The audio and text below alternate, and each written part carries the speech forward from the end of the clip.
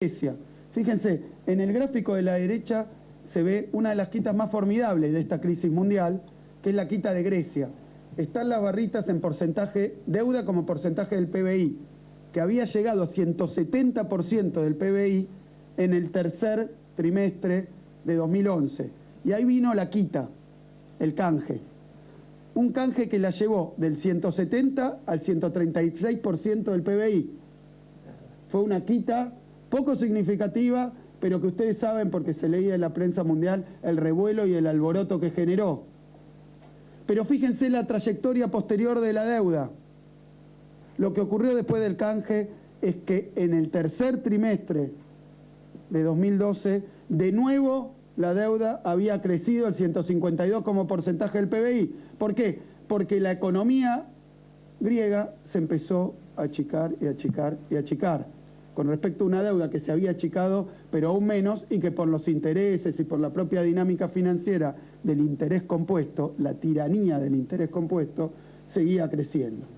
Y entonces tenemos el gráfico que muestra la contracara de esto, porque estos son números financieros, son títulos, es el tesoro, son los organismos, son esas reuniones de gente de traje resolviendo qué hace con la deuda de Grecia, pero tenemos del otro lado el correlato dramático a escala social, porque eso es cómo se movió el desempleo en Grecia durante todo aquel periodo. Y lo que vemos es que el desempleo, o sea, la calamidad de gente que no puede obtener un ingreso en base a un trabajo, eso se potencia y se potencia y se potencia.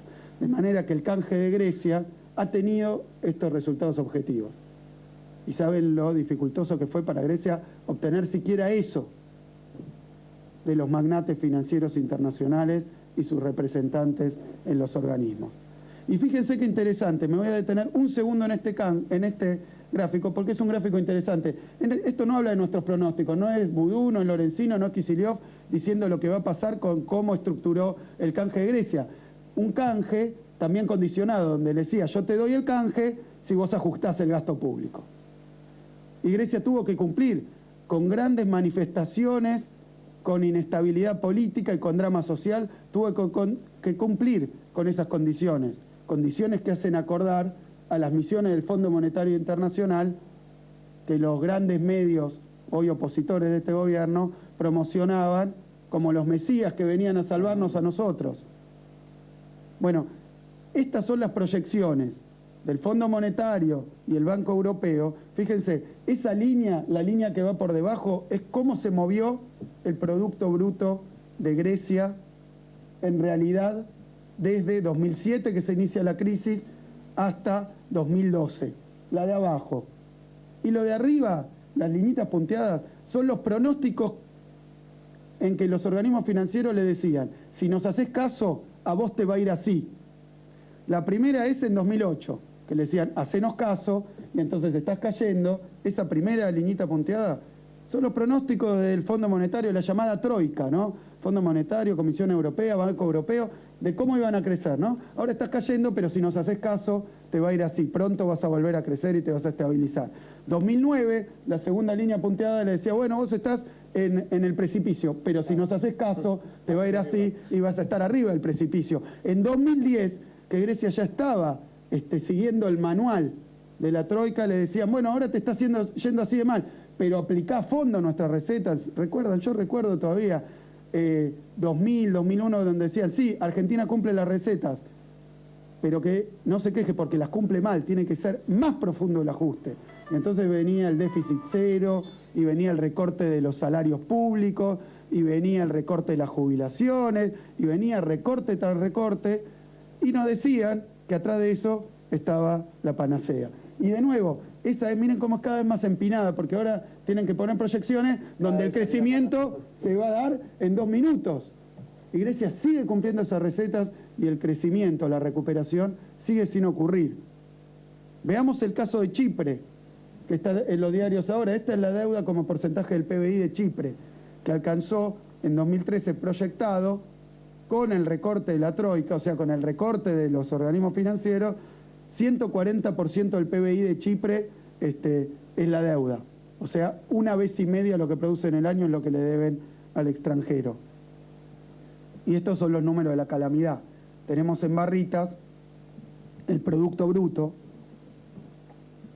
la tasa de crecimiento de Chipre, sometida a los planes de ajuste, y tenemos del otro lado la que sube, no es el bienestar de la gente, no es el consumo popular, no son las jubilaciones, es el desempleo, que está tocando el 14%, y en países europeos que también están aplicando planes de ajuste, ya supera el 25%, que son números extraordinarios como se dieron en 2001, de las peores crisis mundiales. Así que son dos planes distintos para afrontar una crisis financiera, una crisis de deuda. Uno, el que aplicó el presidente Néstor Kirchner, y después continuó la presidenta Cristina Fernández de Kirchner, que dijo, nosotros vamos a pagar nuestra deuda, pero en la medida de nuestras posibilidades. Y así lo hemos hecho, porque no solo hicimos el canje, sino que el canje lo aceptaron la gran mayoría de los que tenían los títulos, y así han cobrado, porque han cobrado todo lo que les prometimos pagar, todo, hasta este año, y a pesar de los agoreros, a pesar de los opinólogos, a pesar de los calificadores de riesgo, a pesar del negocio financiero que significa para unos pocos decir que Argentina no va a pagar, sabiendo que podemos pagar, porque nuestros porcentajes de deuda PBI son extraordinariamente buenos, porque nuestra economía ha reaccionado muy bien ante crisis muy violentas, saben que vamos a pagar, pero largan la especie, largan el rumor de que no podemos pagar, compran los títulos baratos y después pasan por caja y cobran los dólares. Lo mismo que probablemente esté pasando ahora con esta cuestión de los fondos buitres. Veamos, y para terminar, hablemos un poquito de la Argentina y la experiencia histórica argentina, porque no hace falta irse a recorrer el mundo, a países distantes, y hasta hace poco conocidos como Chipre, o el caso de Grecia, o moverse al viejo continente, sino que hay que dar la vuelta a la cabeza y mirar la historia argentina para ver otras recetas que existieron en este país para afrontar el problema de la deuda. La línea roja que muestro ahí es la evolución de la deuda argentina, de la deuda externa argentina en millones de dólares. La que tengo ahí, del otro lado, y con rayita azul, es el crecimiento del Producto Bruto. Este es un gráfico que intenta demostrar lo que estamos diciendo. Intenta demostrar que fue un eje fundamental para el desarrollo del modelo de crecimiento con inclusión social, el desendeudamiento.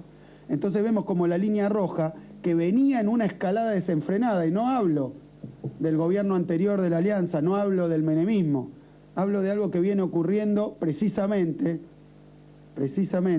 y no inocentemente, desde el golpe de Estado de 1976, donde la deuda externa argentina empezó una dinámica de crecimiento explosivo que nos lleva hasta ese catastrófico 2001, donde no paraba, a pesar de todos los intentos, incluso esos intentos de los 80, del gobierno de Alfonsín, de hacer algo con la deuda, pero básicamente en tendencia, creciendo, sin descanso.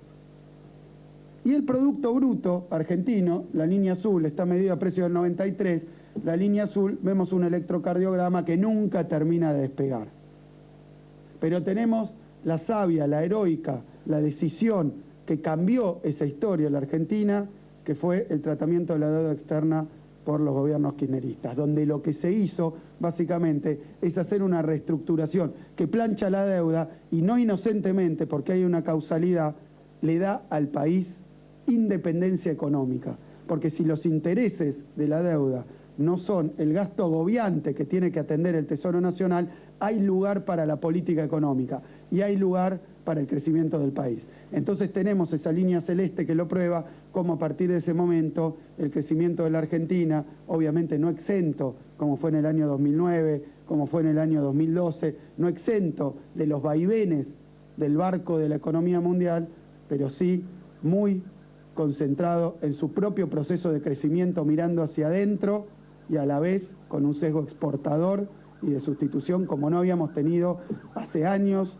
y años y años. Y eso tiene sus resultados en términos de la producción, tiene sus resultados en términos de la performance de los indicadores del país, tiene sus claros resultados en términos del bienestar de los argentinos y de la inclusión social. Eso es lo que podemos ver en este gráfico, y acá, bueno, vamos a pasar un poco, podríamos hablar del blindaje, pero vamos a detenernos un poco en lo que mencionaba tanto el presidente, el vicepresidente como el ministro de Economía. Fíjense, esta es la relación entre la deuda y el PBI, la deuda del sector público nacional no financiero, es esa sigla que está ahí arriba, lo vemos explotar en el fin de la convertibilidad, porque la convertibilidad era ficticia, esa relación deuda-PBI era falsa, porque era un PBI medido en el 1 a 1, a esos dólares excesivamente baratos, y vemos cómo después, a partir de ese momento, y sin pausa, la relación entre deuda-PBI en nuestros gobiernos ha venido cayendo hasta representar hoy un 41% la deuda total, pero ese 13%, que es el más importante, que está ahí arriba, junio de 2012, que mencionaba Amado, que es la deuda con el sector privado, que hoy no alcanza más que el 13% de nuestra deuda externa. O sea que es una relación entre deuda con acreedores privados y Producto Bruto prácticamente exigua. ¿Y qué trae esto? Trae grados de independencia, grados de libertad para la política económica. Y esta no es la gran frase vacía de la independencia económica, es algo muy concreto, la posibilidad de estar ocupado desde el Ministerio de Economía, de hacer política para bien de los argentinos y no exclusivamente a ver qué nuevo crédito, como decía Udu, obtenemos para pagar el crédito anterior en esa espiral de endeudamiento que no termina nunca más. Esto lo que nos muestra es la relación en 98, la línea de abajo es la deuda interna, la que empieza abajo, la clarita, y la de arriba es la deuda externa del país. O sea, el Estado argentino ha cambiado su relación entre deuda interna y deuda externa, es decir, Argentina se está autofinanciando, creciendo al 8% anual y autofinanciándose mucho más que antes, con una deuda que ha caído con extranjeros y ha crecido con locales, lo cual es muy bueno porque la deuda en moneda extranjera, no emitida por el gobierno argentino, y con extranjeros es la deuda más dura y la que después genera los desastres que están ocurriendo en otros lugares del mundo. Último punto, ¿cuánto hemos ahorrado con el canje del 2005, con el canje del 2010? Hay muchas formas de medirlo. Fíjense, simplemente tomo un gráfico, después vuelvo al anterior, simplemente tomo un gráfico, son números estimativos porque incluyen hipótesis, etcétera. Esto es acumulativamente desde 2005 a 2012, ¿cuánto hemos ahorrado de pagar como país? Acumulado, lo que hubiéramos tenido que pagar de capital e intereses durante estos 7 años desde que se hizo la primera reestructuración. Totaliza aproximadamente 80.000 millones de pesos. Esos 80.000 millones de pesos se pueden medir contra un montón de cosas. Simplemente yo acá, en términos de simplicidad, explico para que la gente vea dónde esto es tangible. Con 80.000 millones de pesos, durante todo este tiempo, se pagó el total de la asignación universal por hijo. Si hubiéramos tenido que pagar la deuda, probablemente no hubiéramos tenido recursos para este plan formidable, elogiado en todo el mundo, menos en las cuevas de la reacción en la Argentina, ¿no?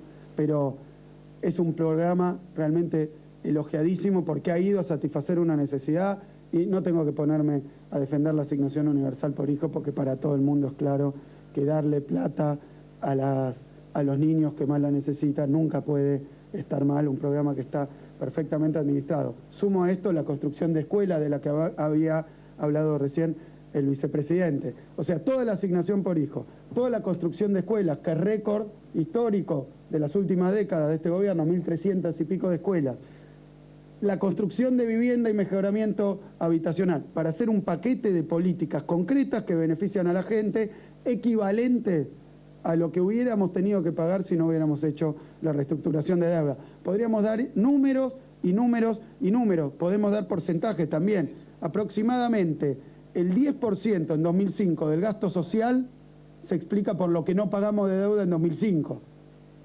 Aproximadamente el 9% en 2006, el 10% en 2007. O sea, del gasto social, el 10% se ha financiado con el resultado de la reestructuración, repito, una reestructuración ejemplar porque fue voluntaria. Los que tuvieron ese recorte, el 65%, quisieron tenerlo porque confiaron en el país.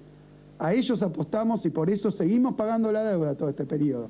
Y se va haciendo más chiquita la línea de arriba como porcentaje, simplemente porque nuestro Producto Bruto, nuestro gasto y nuestro gasto social siguen creciendo. La de abajo es el gasto total del gobierno argentino, que parte del gasto total del gobierno argentino es comparable con el ahorro que hicimos por hacer la reestructuración de deuda.